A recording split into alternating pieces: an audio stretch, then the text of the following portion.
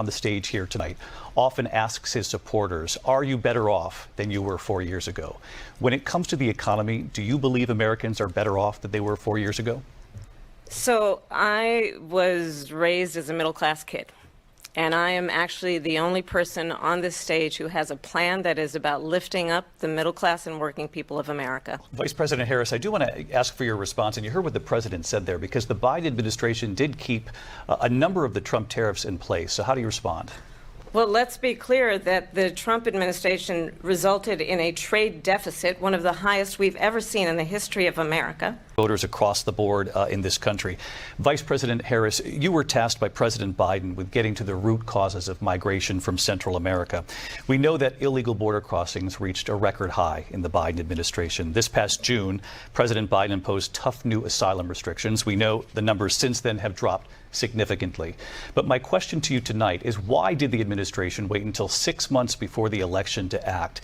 And would you have done anything differently from President Biden on this?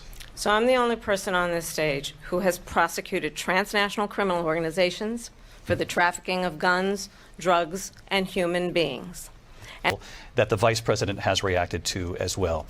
President Trump, you call this the largest domestic deportation operation in the history of our country. You say you would use the National Guard. You say if things get out of control, you'd have no problem using the U.S. military. Police, yes. You also said you would use local police. How would you deport 11 million undocumented immigrants? I know you believe that number is much higher. Take us through this. What does this look like? Will authorities be going door to door in this country? Yeah, it is much higher because of them. They allowed criminals, many millions of criminals.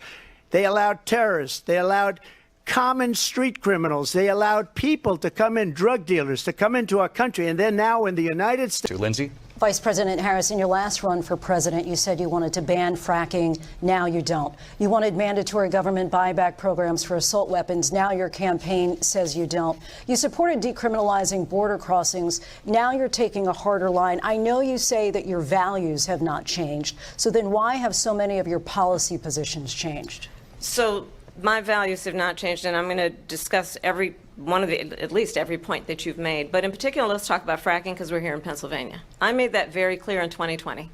I will not ban fracking. I have not banned fracking as Vice President of the United States. And in fact, I was the tie-breaking vote on the Inflation Reduction Act, which opened new leases for fracking. My position is that we have telling your supporters to go home. Is there anything you regret about what you did on that day? You just said a thing that isn't covered. Peacefully and patriotically, I said during my speech, not later on. You were the president. You were watching it unfold on television. It's a very simple question as we move forward toward another election. Is there anything you regret about what you did on that day?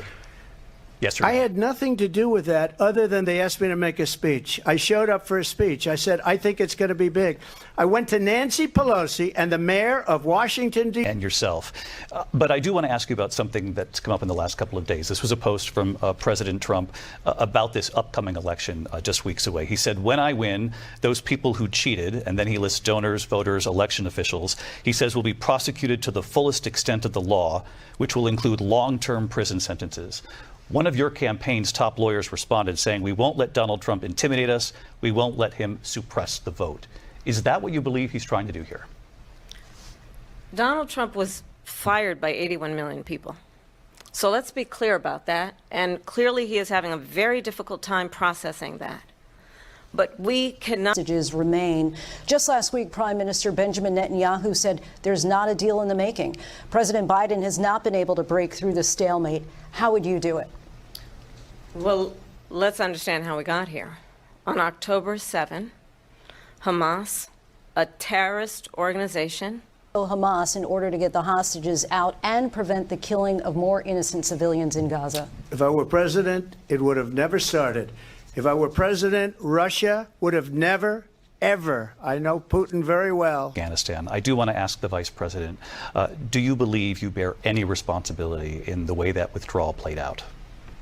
Well, I will tell you, I agreed with President Biden's decision to pull out of Afghanistan.